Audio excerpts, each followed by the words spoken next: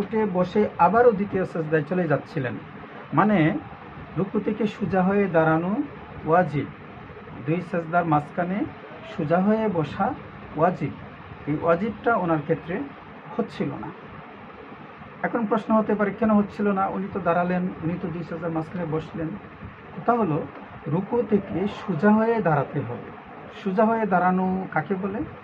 সোজা হয়ে দাঁড়ানো বলে এমনভাবে সোজা হয়ে দাঁড়াতে হবে যেন তার মেরুদণ্ডটা যথাস্থানে আসতে পারে। আমরা যখন রুকু করি তখন একটু ডিসপ্লেস হয়। সোজা হয়ে দাঁড়ানোর পর যেন মেরুদণ্ডটা সোজা হতে পারে, আগের জায়গায় আসতে পারে।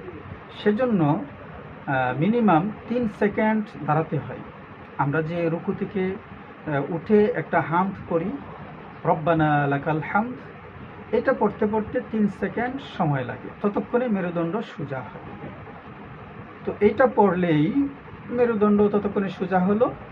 সোজা হয়ে দাঁড়ানোর যে ওয়াজিবটা আছে সেই ওয়াজিবিয়তটা আদায় হয়ে যায়। সোজা হয়ে দাঁড়িয়ে এই হামদ, রব্বানা লাকাল হামদ, এটা পড়াটা ওয়াজিব না, পড়া সুন্নত। আরও আছে তারপরে কেউ কেউ রব্বানা লাকাল হামদ করে হামদান কাসীরান তাইয়িবান মুবারাকান ফি ইত্যাদি পড়েন।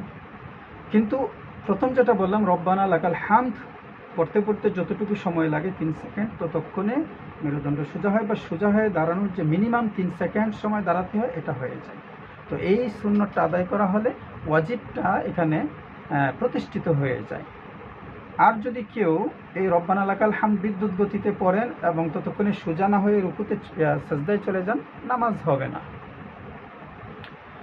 এমনিভাবে দুই সাজদার মাঝখানে সোজা হয়ে বসা ওয়াজিব।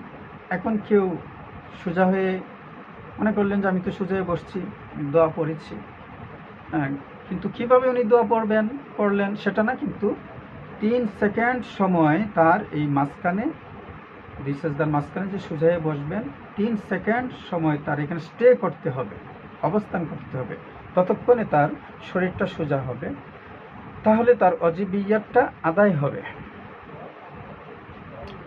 যদি সেখানে সুন্নত দোয়া যেটা আছে আল্লাহুম্মা গফিরলি ওয়ারহামনি ওয়ারযুকনি ওয়াহদিনি ওয়াআফিনি, যদি এটা পড়া হয় ততক্ষণে এটা সোজা হয়ে যায়।